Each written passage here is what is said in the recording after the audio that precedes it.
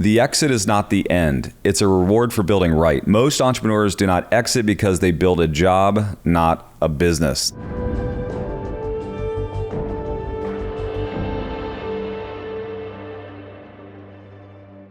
On today's podcast, I'm going to talk to you about exiting like a king. As you know, I've been called the king of exits because I've sold over 120 companies, but I'm going to give you 5 moves that maximize your business on the exit. You may be sitting here today going, yeah, I have a business, but I'm a solopreneur, or I've got 5 employees, or I've got a business, got 100 employees, but I don't think it's actually sellable. And that's not the point of this podcast. The point of the podcast is I want to teach you how to create the right value so that there is a succession plan. No matter what you believe about your business, there is a succession that will happen. So why not intentionally go down that path? Why not actually architect succession, right?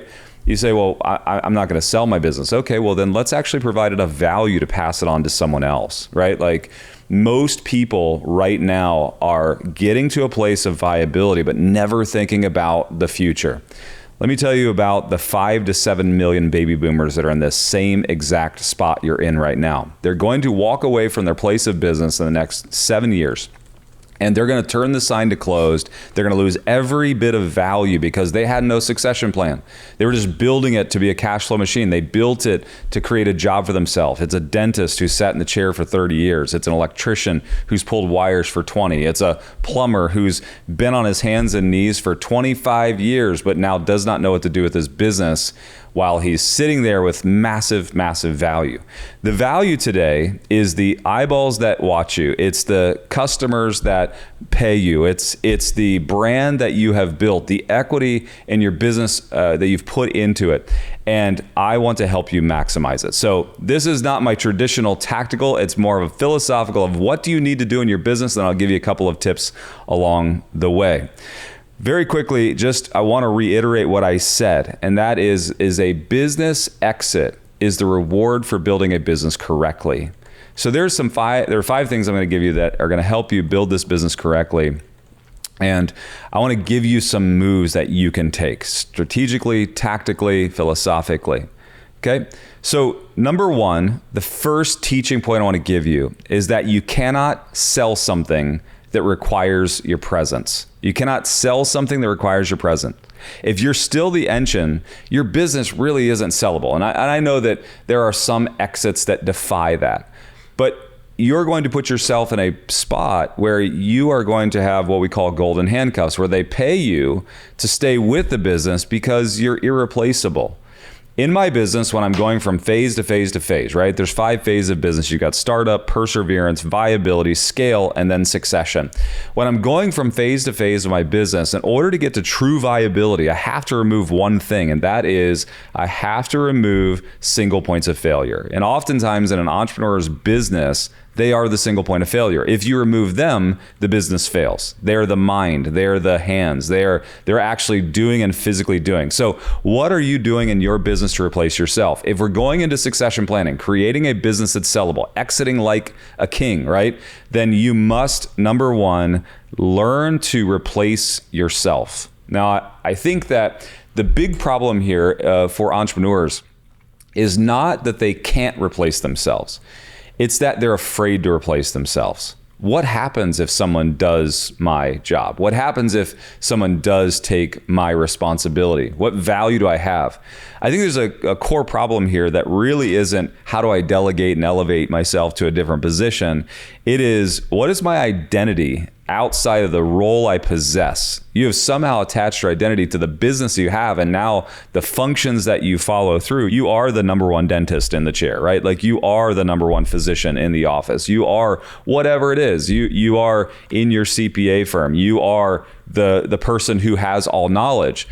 And I think that we do that as entrepreneurs because we don't know what other value we possess. Can I tell you that your value increases? And I not value intrinsically like as a human, but your value from a sellable or an exitable position increases if you're not the sum of all wisdom, if you're not the person doing everything, right? Like you would be better off in a position of exiting or succession diminishing your role and actually employing people to do greater things, right? So you have to use accountability charts. You have to use win meetings. You have to use these things that hold people accountable. But then it does come down to delegation, right? And so I will say this, that a person that is going to move in succession is only going to move into succession because there is a successor. Succession requires a successor.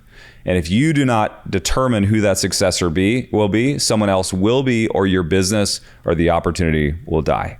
Okay. Number 2, but I want to give you a quote that I've used so much in my life, and that is, an investor doesn't buy talent, an investor buys systems. An investor buys systems. The second thing I want you to understand is you have to identify what I call your brick. And let me just build kind of the concept for a second. The brick is the core KPI in the business. If you've ever heard me teach the Empire Operating System, I constantly talk about this concept of the brick.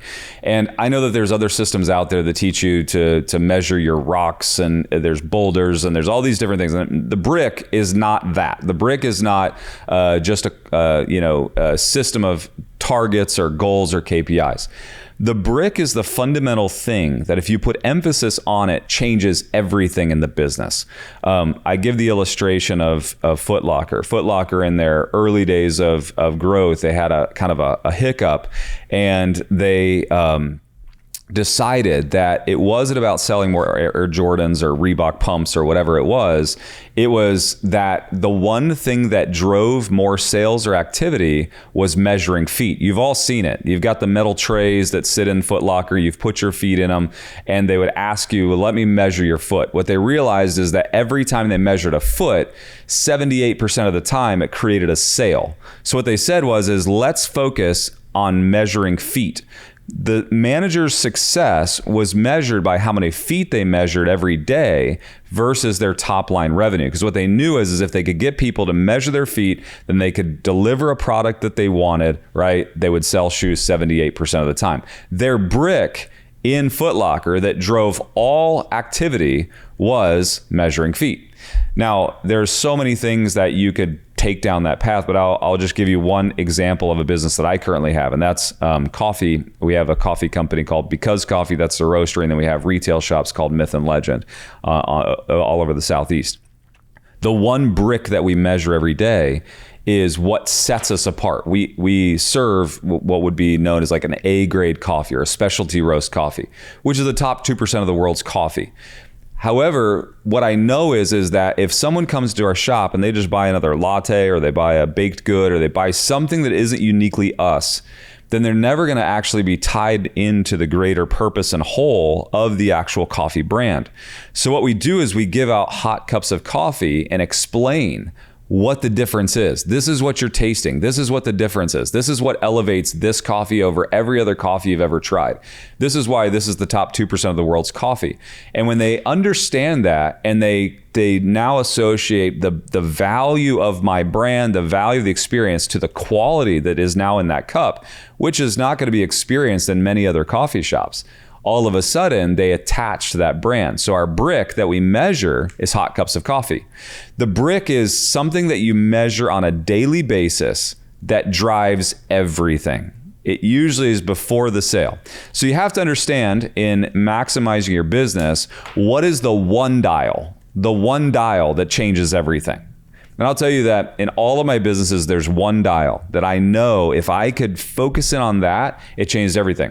Many of you know me from the Aspire Tour. That's the world's largest business tour. We go from city to city every month. We're still month to month going around the nation.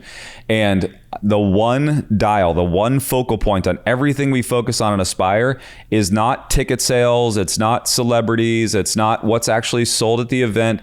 What the actual driving number is show rate. How many people actually show up? They bought a ticket for $40, $50, and they actually came and sat in the seat. We can't make impact on those people unless they show up. The one focal point, the brick of our company at the Aspire Tour, is show rate. So what we hyper focus on is how many people bought, bought? Yes. But more than that, how many people actually showed up? We put as much emphasis on that period of time between purchase to show up as we do on actually getting the ticket purchased. Does that make sense? So like, that's our brick, because I know that the more people that come in, think about it, our programs are all built off of people that come in, right? Like the more people that actually show up, the higher show rate, then the more success I can experience. And so our brick there is the show rate. So what is your core KPI, key performance indicator? And there's one, I guarantee it, after helping and coaching over 3,000 businesses, there's always been one that if you turn that dial, it changes everything in your business. So that's number two. Number three is buyers pay for consistency, not chaos. Buyers pay for consistency, not chaos. So you have to run your business. Listen to me. Run your business as if the buyer is watching. When you get into viability, you typically do not think about it in third party. It's this idea, and so many philosophers teach about this concept of, if you want to change something about yourself, remove yourself out of the equation, look at yourself from a third party perspective, and then actually diagnose the changes you would make in your life to create the right response, right? So it removes the emotion out of it. The same thing goes in your business. You're in your business today, and you're like, man, did I sell? Did I deliver? Are the customers happy? And you feel these emotions of business. You have to remove yourself out and say, what would the buyer that wants to buy my business, private equity firm, strategic, whoever it is that wants to potentially buy your business, what would they think? Another dentist, right, that wants to buy your dental practice, another physician that wants to buy your physician practice, another lawyer, right? Like whatever it is, what would they think about how I'm operating the business today? Would it give them security? Would it give them fear? Would it give them insight into how I do it? Do I have a superior way of thinking? Do I have IP or something that separates me? So it's vital that you start thinking about running your business as if the buyer is watching. I get into this mindset where I actually, as I'm thinking about, for instance, I have 2 businesses for sale right now. I probably will transact one in the next 30 to 60 days. And it's outside of my core group of businesses, but it's an ancillary business that I have. And when I entered the buying process, every week I have a meeting specific to that company. And in my meeting notes, at the very top of it, I have a phrase that says, run this like the buyer is watching. Because in this last year of preparing this company for exiting, I don't want to just think about what profit it's giving me, what margins it has. Are we losing customers, gaining customers? I want to think about, am I running this as if the buyer was watching? Okay. All right. That's point number 3. I hope you're still tracking with me. Point number 4. Strategic exits are always more advantageous when you don't have to exit. The greatest leverage that you can have in your business is not necessarily needing to sell.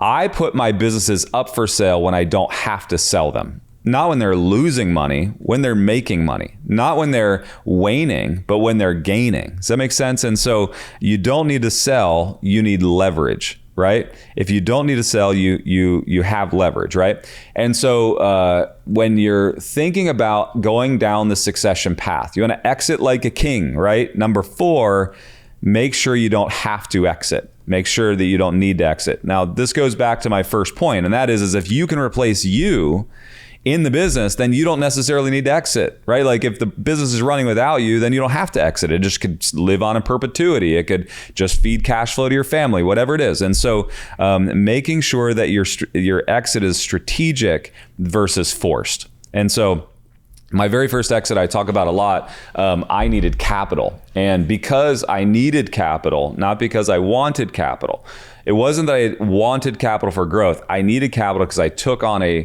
contract that I couldn't fulfill unless I had the capital. Because I needed the capital, I went into it quickly, and I had to do it, and then somebody took advantage of me.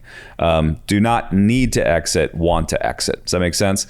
And then last piece here is this. The king doesn't just walk out on his kingdom, right? He chooses when and how he's going to walk out. In your business, yes, make yourself replaceable. That doesn't mean you're not significant. You can still be significant. You still can turn the dial by being there, but replace yourself, right? But more than that, choose the time and place when you're going to exit and create the right story. When I've exited a majority of my companies, the ones that went best was the one that I had the plan. Now, it doesn't always go according to plan. Succession planning oftentimes is having a plan that never actually gets executed, right? Like it never actually goes the way it's supposed to. This company that I'm potentially selling in the next month or two, I had been planning an exit, but the person that came into my life was so far outside of where I thought I was going to exit. I thought I was going to sell it to a private equity firm that was going to take this company for its data and the value of its data. And there was a strategic that came into my life that was clear alignment. But because I had already built the succession plan, my mind was already there. I already knew its capability. I already knew its value. I knew how I was going to exit. I knew the storyline of where I was going to go. I've built this company. I was the face of this company. And so as I exit out of it, as I move out of it, now I have to have a storyline. Well, the storyline in my mind was already built. I already knew what I was going to do. I already knew the ethos in which I was going to do it. So when this person entered into my life, it was like, oh, wait a minute, you're a piece of the puzzle. Do you see, or do you have interest in the puzzle or the greater opportunity? And this person very much agreed. And so it's a really, really important piece, right? So last kind of, I gave you 5 points on exiting or 5 points on maximizing your business value in the exit. But the last kind of teaching point would be kind of a PS, okay? And that is that exits without a next, right? Let me just put next in quotations. What happens next? Lead to depression or distraction.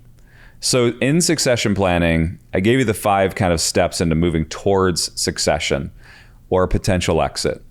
But then you need to think about you. What is going to be your next? Your next might be retirement. Your next might be traveling the world and doing everything that you ever dreamed of doing.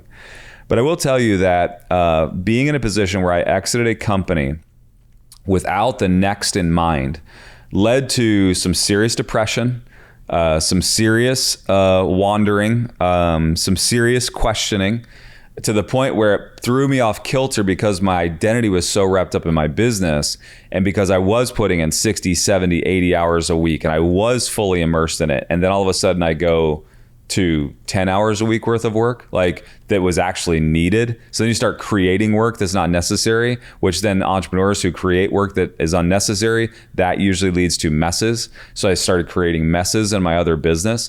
I was trying to find significance. I was trying to find relevance. I was trying to find purpose. And it wasn't until about a year or two later that I really walked deeply into my purpose, which is impact others. And then I found the equilibrium of like, oh, there's fulfillment over here in helping other people. And I can find just as much fulfillment in helping someone else get to their destination as me searching and striving and pushing to get to my own destination. So I will just say, kind of as a last PS, make sure you have your next. In succession planning, let's say you're 40 years old and you're like, well, I'm 25, 30 years away from exiting. You still should have the plan.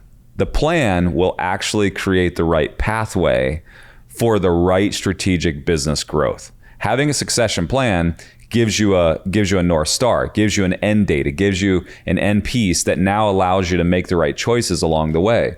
So it might be 20 years from your exit. However, if you create the plan, it builds the business the right way.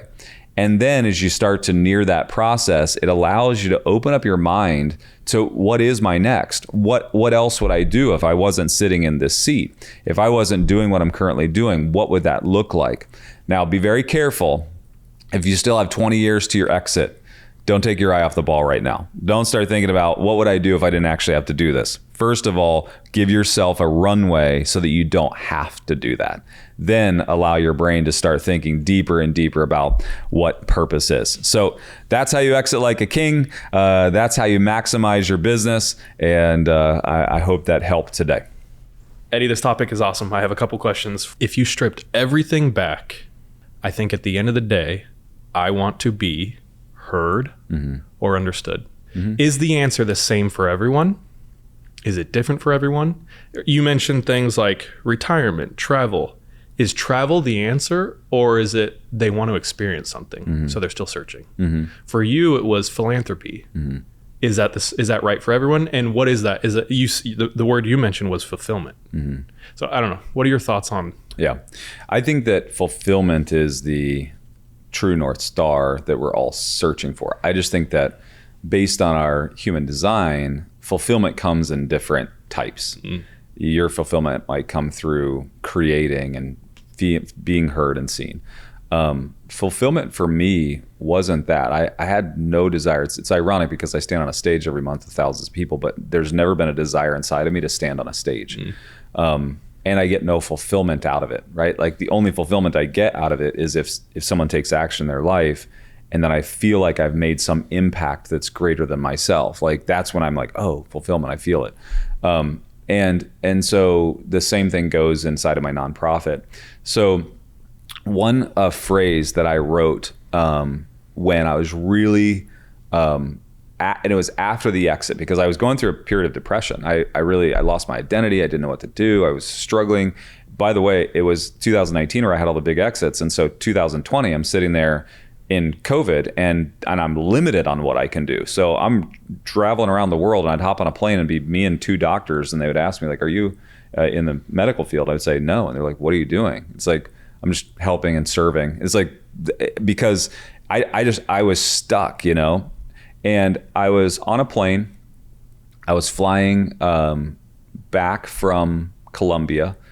And I wrote this phrase, and it's a phrase that I've went back to a lot of time. And I said, I built my company to exit. I did the succession part right, but I missed the next piece, and then I wrote, I build to exit. And I was like, I know I did that right because I had the Empire operating system. I kind of had all the succession planning. Like we exited well, we made lots of money. And then I thought, but I missed a piece. And then I was like, what actually gives me fulfillment? Like and I was doing a lot of philanthropic stuff and we had built some orphanages and I was like, man, what I really love is that. And I said, I know for me, when I serve is when I feel fulfillment. When I'm serving someone in some capacity, because that's the impact I want on them. I don't want to lead or rule, I want to serve. And sometimes you have to lead, you have to rule, but in the end, it's like service for me feels like the right impact I want. So I wrote build to exit and exit to serve. And that has become everything to me. And I don't think I've actually ever said that to anyone out loud before because that's been so, it's almost like holy to me. It's like this thing that just is so much a part of who I am. Because building to exit isn't really the checkbox. It's not the fulfillment I feel.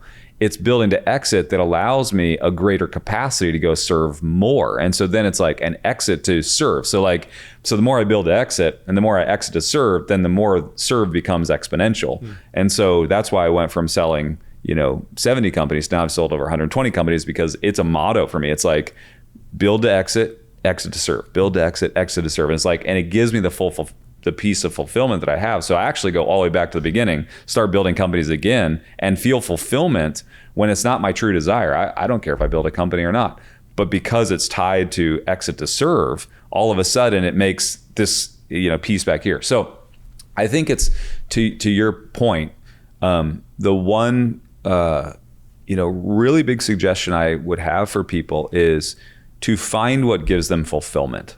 And I don't think I can articulate that to anyone, in a way that gives them the answer. The answer's within, the answer's not without.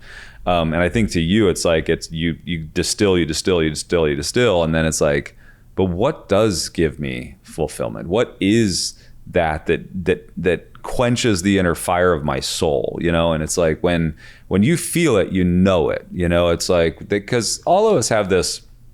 I think there's two things, and I've heard this said so many times. There's two things in the human experience. Number one, we have a fire, and that fire is a burning desire to do something. Everyone has it. Sometimes it's a little flicker and you got to fan it, and if you fan it, it'll grow. And oftentimes, like to our younger employees, that's all I'm trying to do is just fan it a little bit. Just like, what is it? Where do you want to go? What gets you excited? You fan that flame, but then I think on the other side of the human experience, there's a hole. And it's like there's a fire and there's a hole. And the fire is like this inner desire and push and drive. And then the other side, there's a hole, and it's like, and I'm missing something. Something has to fill it. And so there's a deep yearning and needing, right? Like because I'm very faith-based in my theology, like I would say that hole is actually God, because God is love. And I think love is actually true fulfillment. And I think that how we experience love is actually where we get the different types of fulfillment. Like I think I actually feel love through service. And so I think that hole that's actually filled is God, or, the kind of the essence of who God is, it's love.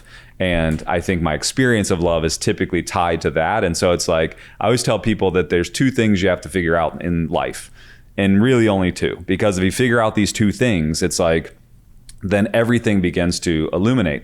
It's like, number one, what is the fire? And number two, what fills the hole? It's like, if you could figure those two things out in life, it's like your life becomes so much more holistic, and the experience is so much more important, but also impactful. Oftentimes we confuse the hole and the fire.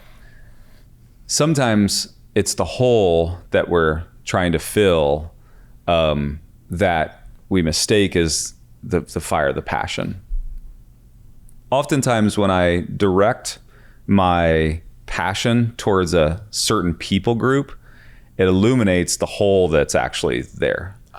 For instance, like I've told the story of my brother Dakota, and it's like, why am I so passionate about helping orphans? And it's like, because I had a brother who went through a catastrophic situation. He was looked down upon. He didn't have representation, and so it put this fire inside of me, but it also is a hole. It's like this missing piece, I have. And so it's like sometimes they're kind of together too, it's like, I think our life and human experience, that hole, that, it's like, you might want to be a better father because of something that you've experienced in your life. It's like that might, but it also then drives and fans the flame. Exiting is not about an accomplishment, an achievement, or a checkbox. Exiting is about a journey. And if you start thinking about your business or your profession or whatever you do, right, as an end goal, an end result, this gets me to, but it's actually just layering of the journey. Then if you can go back and start really, seeking, like, what is the fire? What's the hole, right? Like what drives me and what am I missing? And it's like, if you kind of get those two right, it's like an overarching roadmap to the layering that's beneath it. If you put a business in the hole, like, you're going to be dissatisfied. That's what I did, because then I sold it. Now it's gone. Now I'm depressed because there's something missing, right? If you put, and I know that this is a tough one, if you put your children in the hole, it's like, all of a sudden, it's like, if your children are all you have meaning, all of a sudden it's like, and then they move out, and then they go get married, and then they go do their own thing. It's like, you find so many people that are lost, empty nesters that struggle with life because the children were the meaning. That it's the same thing. It's like, you can't put those pieces of layers into the wrong positions. So you get the fire and you get the hole, you get the, kind of the what I'm missing and what I'm passionate about, right? Then it's easier to architect this journey and succession planning, because then it's like all these pieces are easier. If you go back, it's like point number one is like, replace yourself. It's like, well, if all of a sudden you being the dentist in the chair isn't the meaning, it's like, well, yeah, my meaning is something greater. So it's easier for me to put somebody in, right? Like, it's easier to put focus on things that don't have emotional baggage to them. And so, I feel like the greater meaning, the PS of all of this, the 5 points are the tactical things you got to go back and do. The PS is really the guiding light along the pathway.